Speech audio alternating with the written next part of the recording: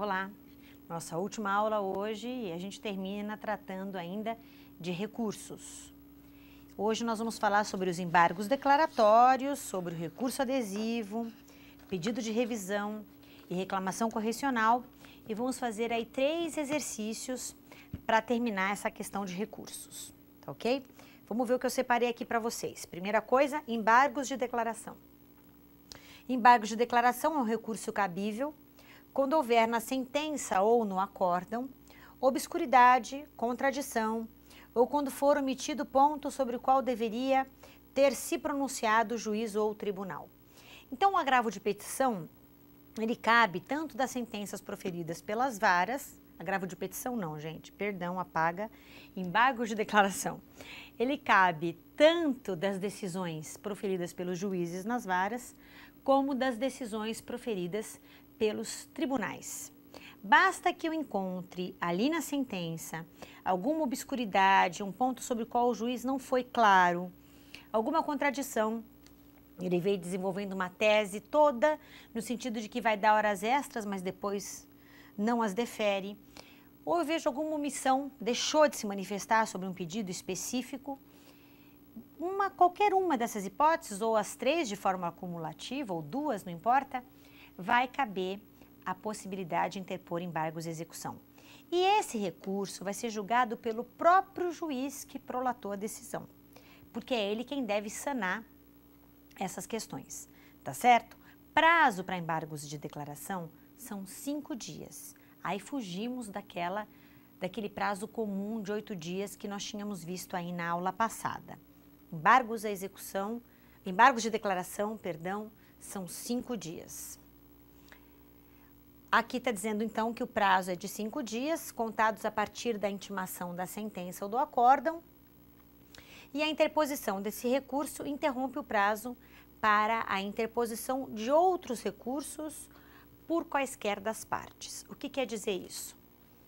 Saiu a sentença hoje. As 2 partes foram intimadas. Uma ficou silente. A outra entrou com embargos de declaração. O prazo foi, na verdade, como fala aqui, o prazo ele foi interrompido. Tá certo? Ele interrompe, não suspende. E aí, depois da decisão desses embargos, eu reinicio ou começo novamente a contagem do meu recurso ordinário. E essa contagem, ela vai se reiniciar para ambas as partes, mesmo para aquela que não interpôs os embargos de declaração. O prazo é interrompido para os 2, independentemente de quem entrou com embargos. Pessoas jurídicas possuem prazo em dobro para esse recurso, nos termos desse decreto-lei 779 e da OJ 192 da SDI 1. É julgado pela própria autoridade que proferiu a decisão, tendo, portanto, um juízo de admissibilidade, só do juízo ACO. E é interessante que a única questão que ele vai ver é a tempestividade, que são 5 dias, porque para esse tipo de recurso não tem preparo, não tem depósito recursal e não tem recolhimento de custas. Recurso adesivo, o próprio nome já fala, é um adesivo que cola, ele adere no recurso principal. O prazo desse recurso adesivo é 8 dias, é exemplo dos outros. Agravo de instrumento, agravo de petição, recurso de revista e recurso ordinário. Aqui são 8 dias. E ele vai caber nas hipóteses da interposição de recurso ordinário, agravo de petição, recurso de revista e embargos. A parte entrou com qualquer um desses recursos e eu não havia entrado, eu posso colar da parte e ir atrás dela com recurso adesivo. É óbvio que se o recurso principal não for conhecido, o adesivo também não vai ser. Então, vamos supor que a parte tenha entrado com recurso principal, um recurso ordinário. O juiz ACO não percebeu que ele era deserto, não tinha recolhimento de preparo. Aí, eu, reclamante, resolvi recorrer adesivamente, já que vai subir, vamos recorrer também. Quando chega lá no tribunal, o juiz adquém olha e fala, não, mas esse recurso aqui está deserto, eu não vou conhecer desse recurso. O que vai acontecer com o recurso adesivo do reclamante? Vai perder o objeto também, porque ele depende da vida do recurso principal, tá certo?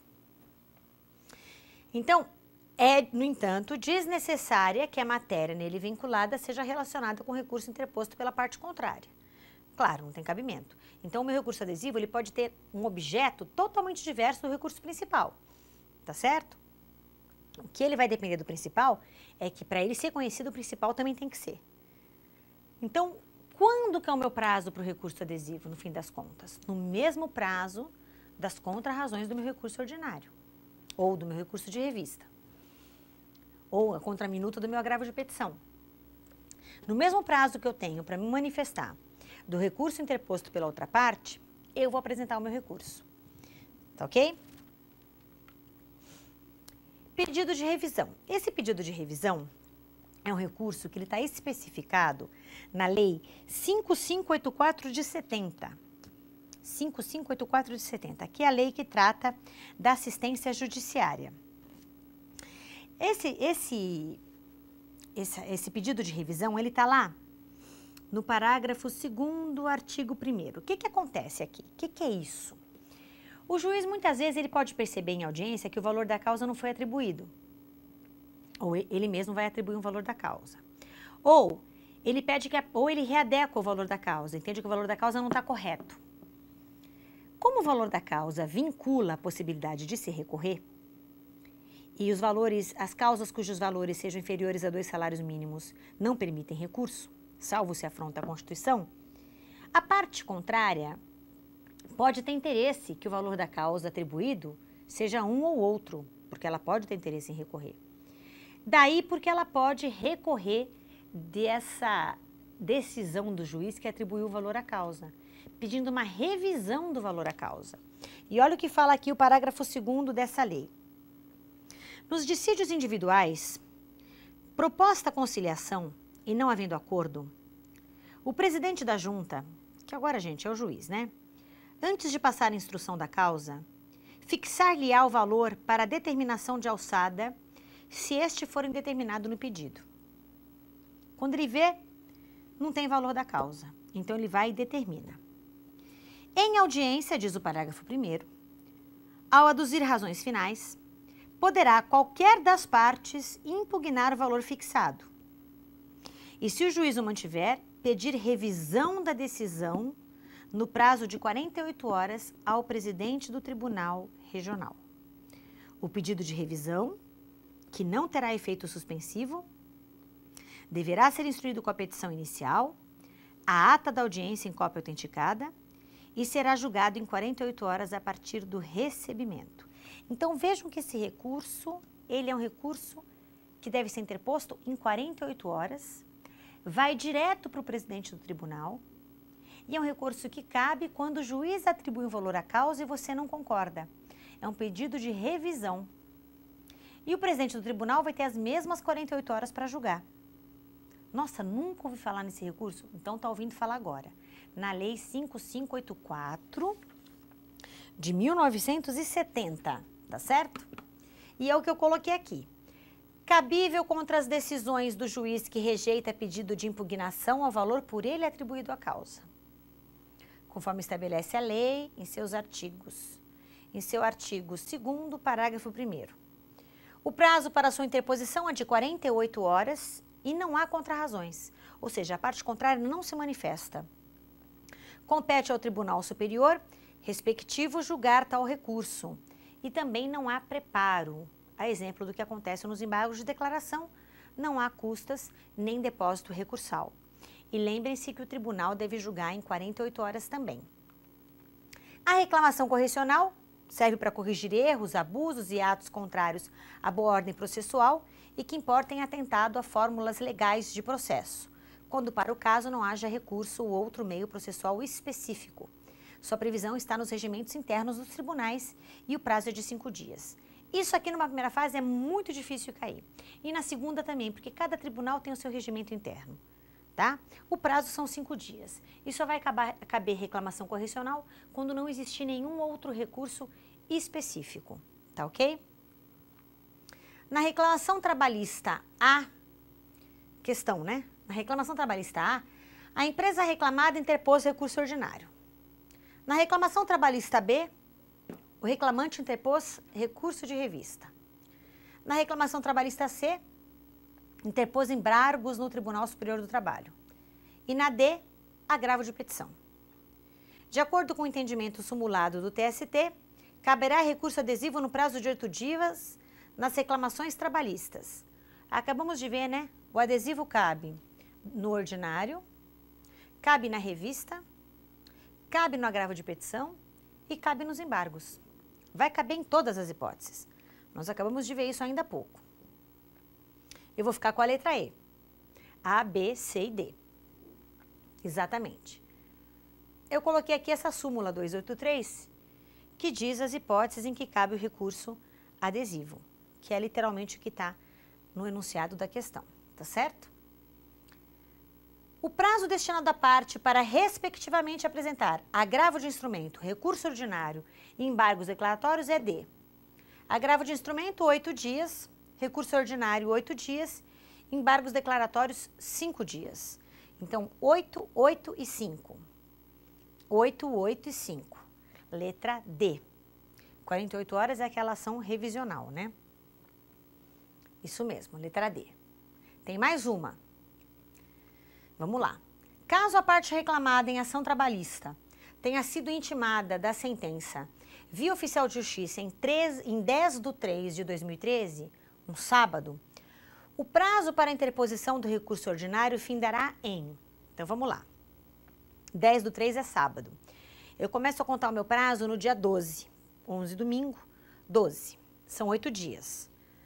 12, segunda. 13, terça. 14, quarta. 15, quinta. 16, sexta. 17, sábado. 18, domingo. 19, segunda. Então, o meu prazo vai ser no dia 19, letra A. Letra B, eu contei errado? Vamos lá de novo. Ah, contei errado, claro, eu excluo o dia do começo.